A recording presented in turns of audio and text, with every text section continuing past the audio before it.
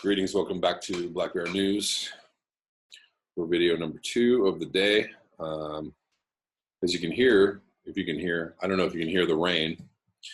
And as you can see by my attire, it's a little bit chilly. We're actually getting what passes for winter in Southern California. It's been raining all day, off and on.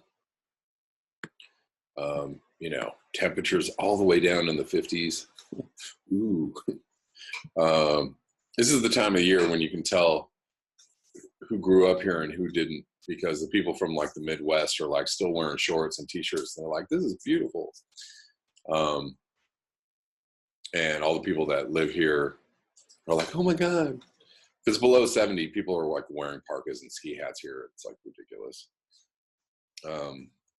Anyways, I'll stop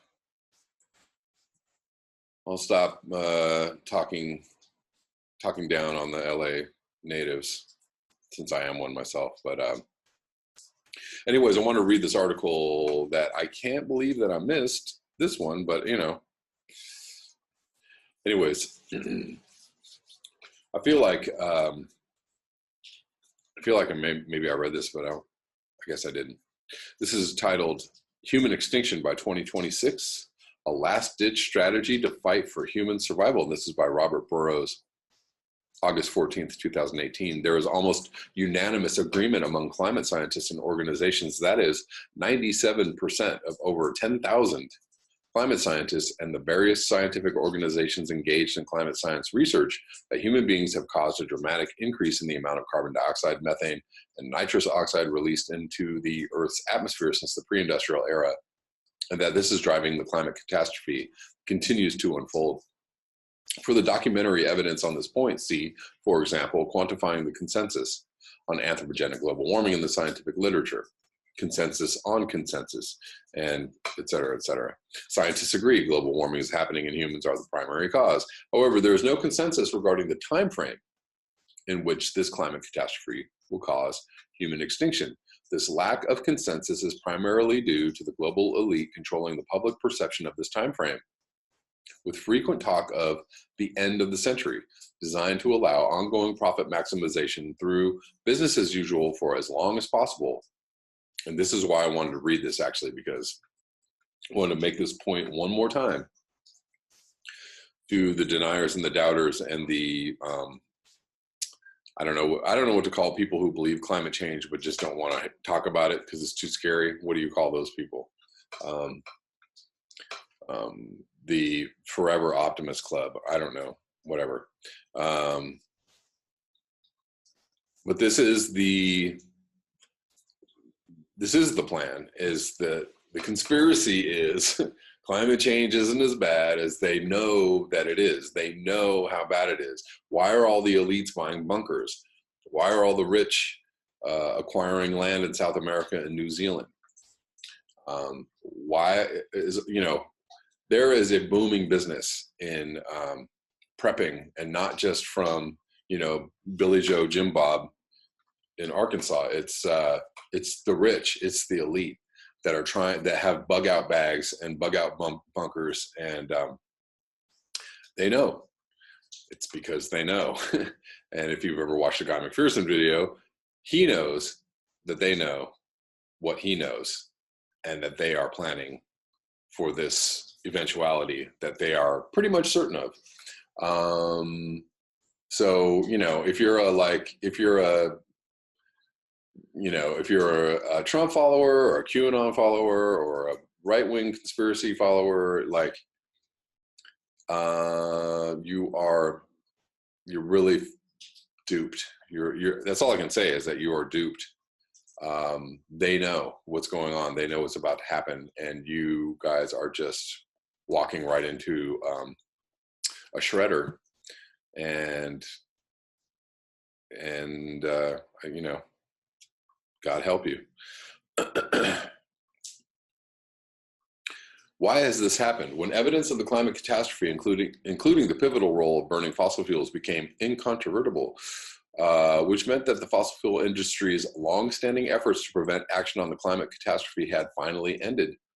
The industry shifted its focus to arguing that the time frame, which are presented as the end of the century, meant that we could defer action and thus profit maximization through business as usual could continue indefinitely. Consequently, like the tobacco, sugar, and junk food industries, the fossil fuel industry has employed a range of tactics to deflect attention from their primary responsibility for a problem and to delay action on it.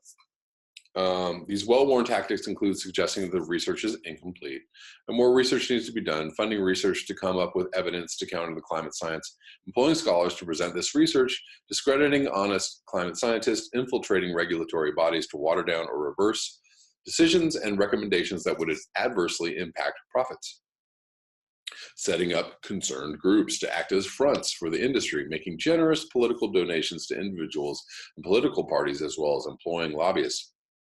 Also in this is all the marketing firms that tell all the corporations to just put green on all their products. You know, you ever see like trucks driving down the road and they're like green powered, and like, how is this green powered? It's not green powered. It's just a truck. You know, like it's a regular old truck. They just put green on it because it makes everybody feel good. Like, oh, that's nice. They're green. They're going green. They're green in the world. They're just moving around, but they're green. Yeah, you just put green on everything, and you know, everybody's just like, yeah, okay. As a result of this enormous power, the global elite has been able to control much of the funding available for climate science research and a great deal of the information about it that is made widely available to the public, particularly through its corporate media. For this reason, the elite wields enormous power to shape the dialogue in relation to both the climate science and the time frame.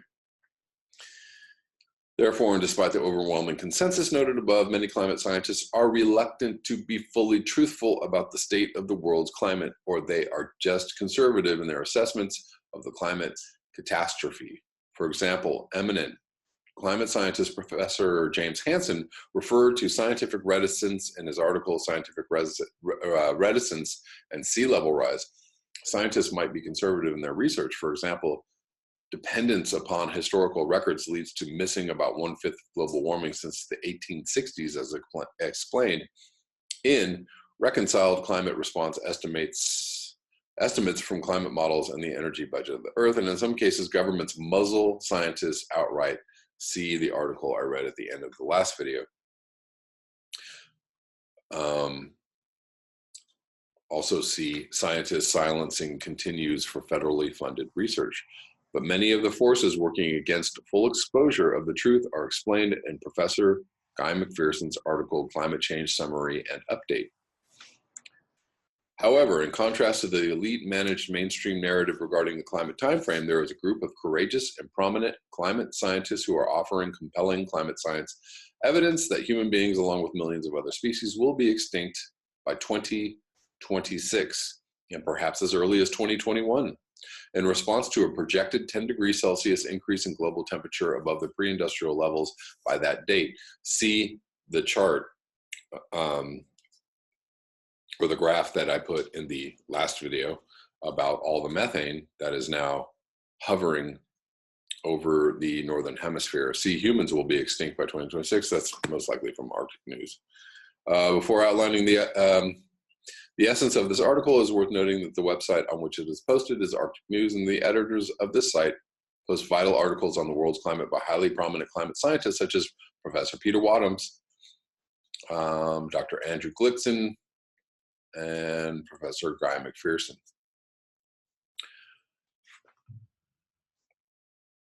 So I'm not going to read, because this article is so very, very long. And I may very well have read it before, but I'm not going to read the whole thing. So you guys get the idea. I'm going to link this below.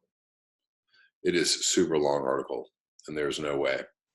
And Robert Burrows is really a great writer, and I like his writing. He kind of ends up in the same place every article, though, which I don't know if the place he ends up is very helpful to people or not. You be the judge for yourself. Lastly, in this video, I'm going to cover this widespread report that is being covered in a lot of outlets today, and I got like 3 different versions of this article from people. This is from phys.org. CO2 emissions up 2.7%.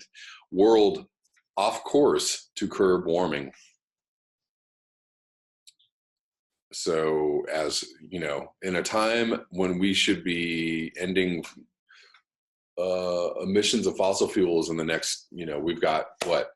There's a report that says we have 2 years to turn things around, or 5 years to turn things around, and yet CO2 emissions are going up. Global emissions of carbon dioxide, mainly from fossil fuel burning, will rise 2.7% in 2018, scientists said Wednesday, signaling a world completely off course in the fight against climate change.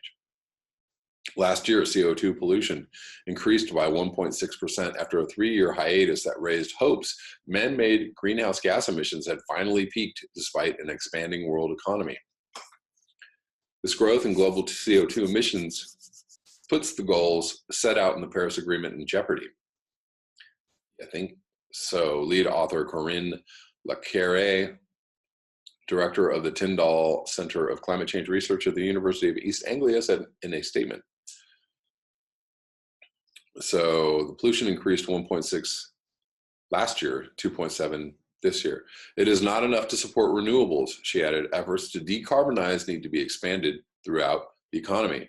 The findings, co-authored by a team of nearly 80 scientists, were published in the journal Open Access Earth System Science Data.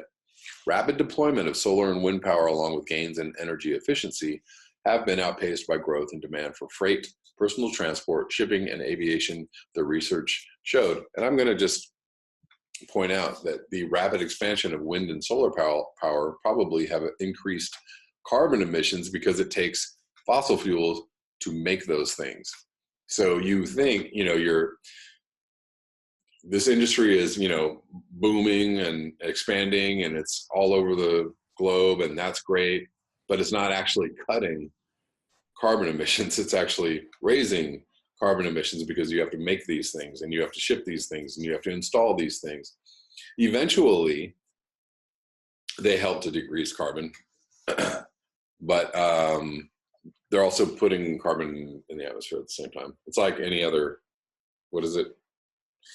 I'm forgetting the word for it, but is it Jurgen's paradox or something like that?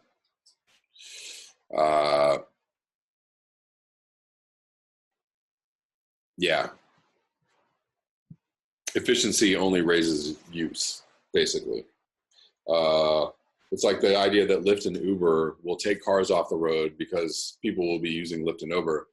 And actually what happens is there's just way more cars on the road because people are all driving, and then all the Lyft and Uber drivers are like, hey, come get a ride from us. So there's just like all the cars are on the road all the time. The 2015 Paris Climate Treaty calls for capping global warming at well below 2 degrees Celsius, a goal that scientists say could soon slip out of our grasp. If planet warming continues to climb, even a 2C ceiling above pre-industrial levels may not be enough to avoid catastrophic impacts because you start to set off feedbacks. And we've already set off many. The UN's Climate Science Panel concluded in a landmark report in October.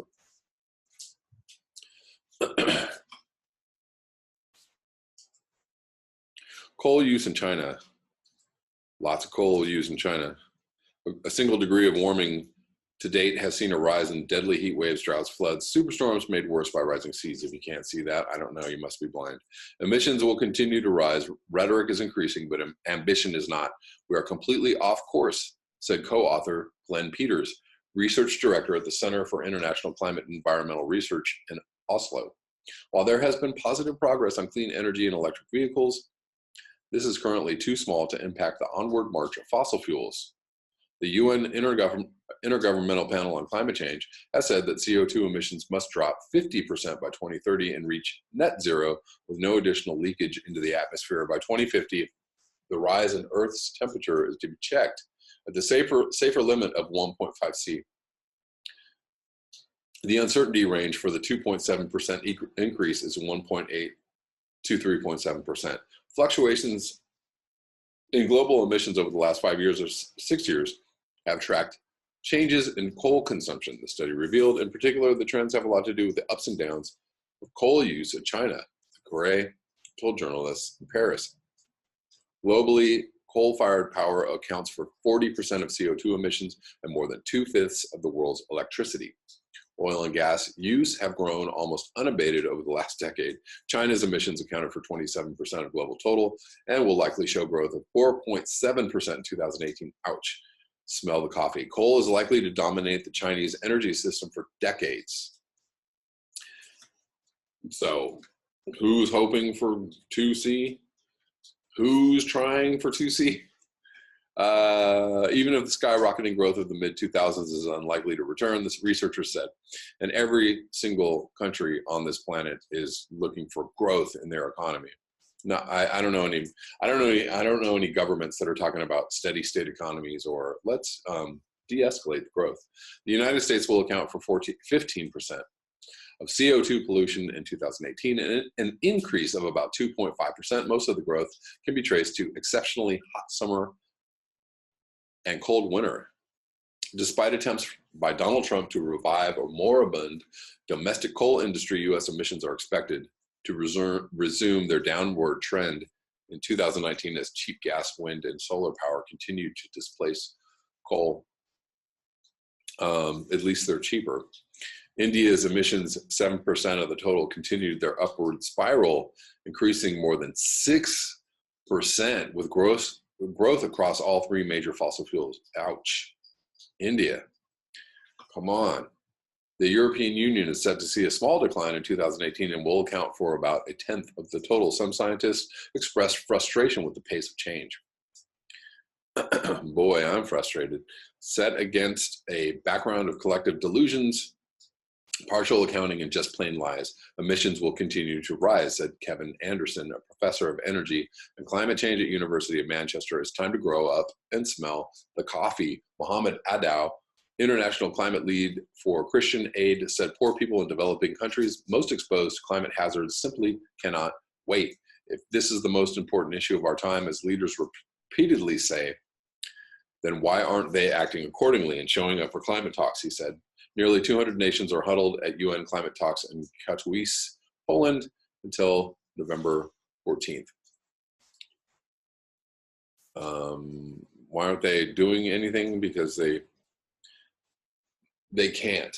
They can't do anything of substance. They have to actually, actually have to start destroying your economy. You have to start dismantling your capitalist growth-driven economy to actually do anything about this climate change problem. And until you can convince people that's a good idea, until you actually reverse the whole idea that like, we need more jobs.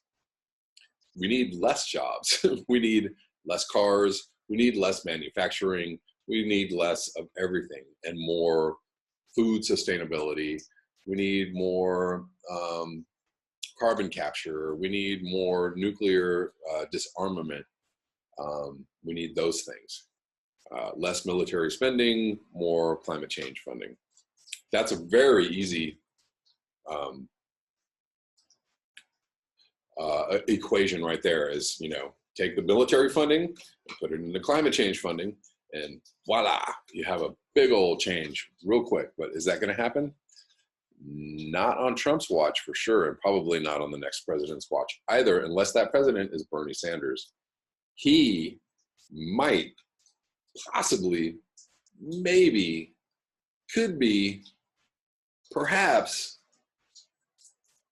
mayhaps might be the guy that could actually like convince people like, you know what, guys, we got to do something totally different.